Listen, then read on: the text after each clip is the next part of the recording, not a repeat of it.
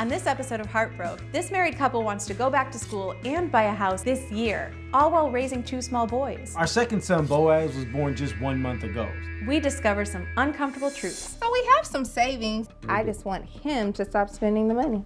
Do you feel that he's capable of handling it? I am not comfortable right now. There's other issues with trust. I would lie about spending the money, so then it was an honesty thing.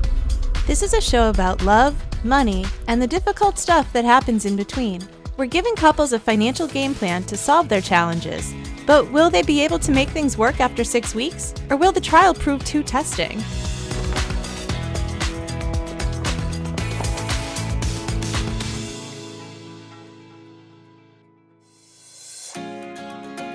I'm Shanelle, and I'm a program manager at Charles Drew University. I'm Brian. I'm a local pastor. How long have we been married? We've been married 5 years. We have 2 beautiful boys, Brian the second, and Boaz was born just 1 month ago. Woo! Can I just get a nap? I've been named Coupon Connie, and Brian just loves to spend the money. Stop spending money! I'm trying. I'm an on-site property manager for the building where we reside, so our rent and utilities are covered. We don't have those expenses. And on top of that, I have a salary of $35,000. And I make $75,000, so combined we make about $110,000. Our monthly expenses right now are Oh, I don't know. Yes, honey, if you would. about $1,500. So we have some savings, and we feel really good about that. I just want him to stop spending the money. This is true.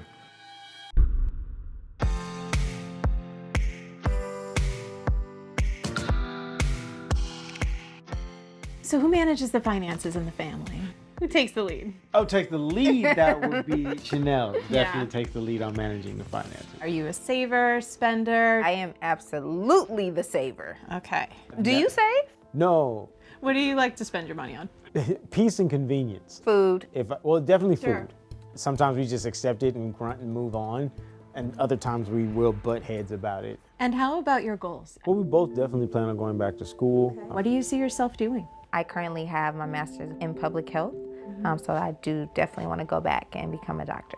I would like to get my doctorate in education. I did teach for a short while in South LA. It's really just been on my heart to open a boarding school for young men. What were your finances like growing up? You know, I grew up hardworking parents, and it was always, you grow up, you go to school, you get loans, right? And then what happens? Like, we just kind of work for the rest of our lives until we retire. I want our sons to not have to go into school with any debt. I think it's important to know that about you as we plan for how you're going to fund your PhDs and the Right. additional school.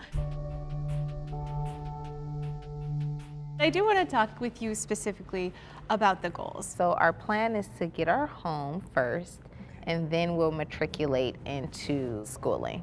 And so when it comes to Brian, I know when you asked about the savings and you teased him a bit, do you feel like you have to kind of talk to him about the way he manages the money or the food spending? Sometimes it can be a little bit frustrating because he'll just see a surplus of money and he's just like, well, I'm gonna get avocado. And I'm Yeah. like, okay, I mean, I get it. It's only an extra $2, but that adds up over, a long period of time, and you're just frivolous with your spending. If he had to, say, take a bigger role in the finances, do you feel that he's capable of handling it? I am not comfortable right now, but I do think he's definitely capable. And I know sometimes he's like, why can't I get avocado? But it can be a little frustrating sometimes, right? Every piece of our money is like a part of a pie, and it has a purpose. I don't want you to feel like I'm always nagging you. So it can be frustrating when he doesn't really care, right? He doesn't really care about what the money is for. Avocado on the sandwich. Why do you think that things like that bother her so deeply? I think she feels that there are deeper implications to financial indiscretion. I would lie about spending the money, so then it was an honesty thing, and that's very big with her. And she's like, well, why did you lie? And if you could lie about spending money, then could you be lying about any other type of discretion? I just was hungry. Like that is the full extent of why I didn't tell you. Do you feel like sometimes you deserve it? If I had a really bad day at work, I'm like, nah, I'm gonna get a meal that I enjoy. And sometimes I'll even tell you before, I'm spending this money right now. I'm not asking permission. You're gonna feel some type of way, and we'll move past that. We won't be seeking divorce lawyers over this. We'll be fine.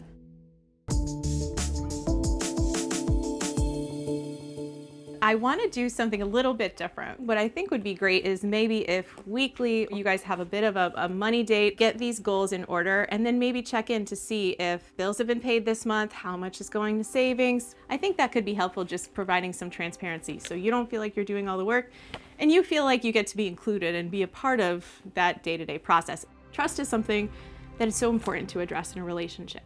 Personally, for me, my husband and I have a joint account, and then we have 2 individual accounts where we can do the things we want to do. If you would consider having a small account that's really just yours and just his, where you could spend it any way you want to, it might eliminate some of the fights.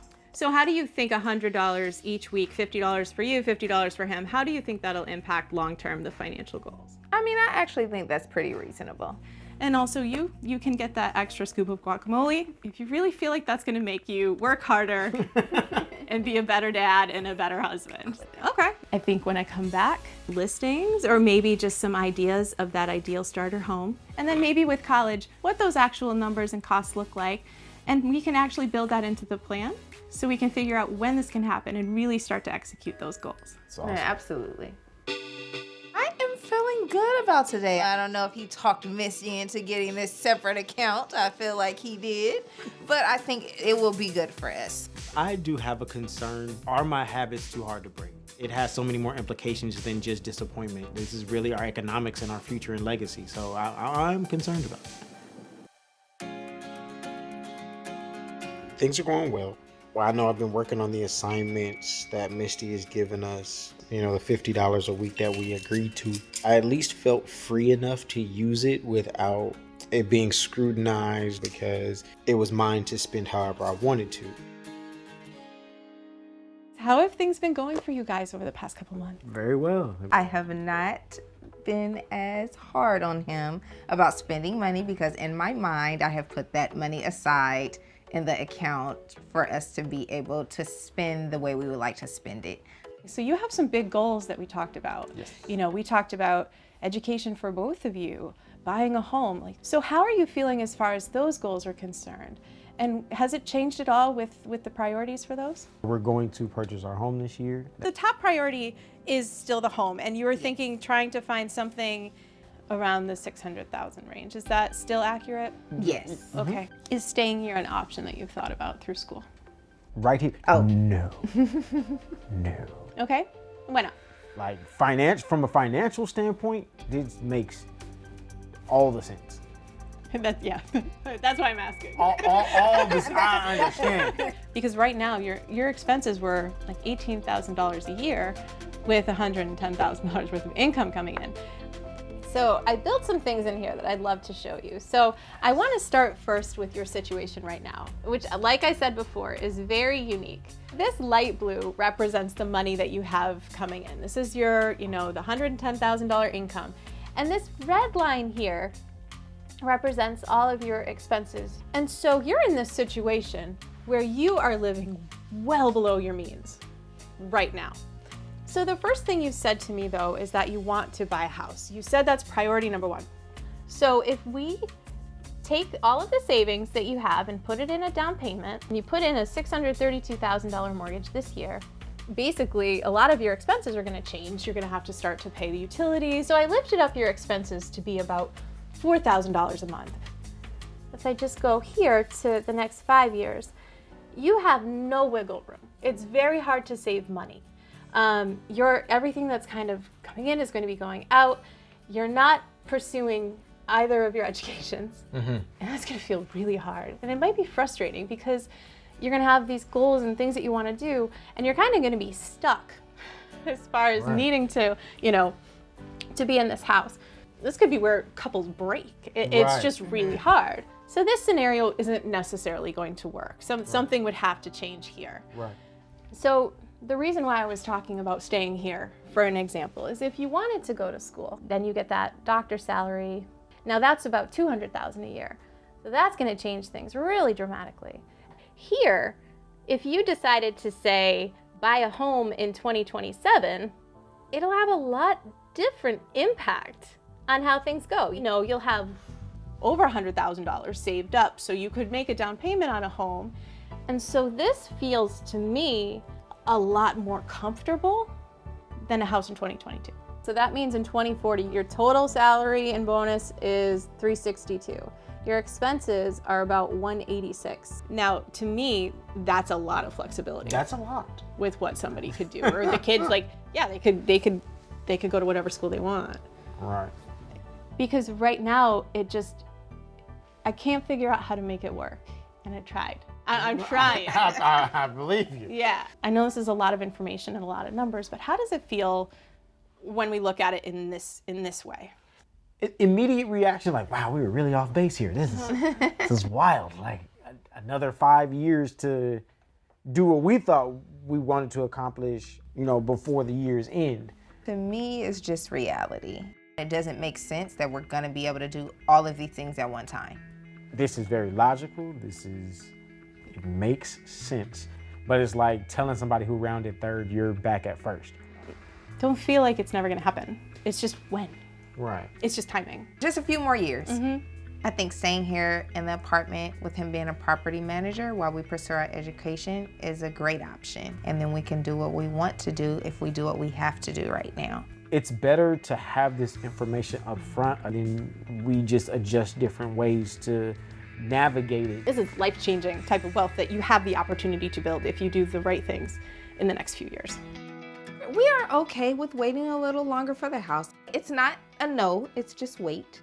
Our relationship has actually improved in this process because something I desired more in the relationship was more autonomy and more freedom as far as our budget was concerned. And more avocados. And more avocados, right.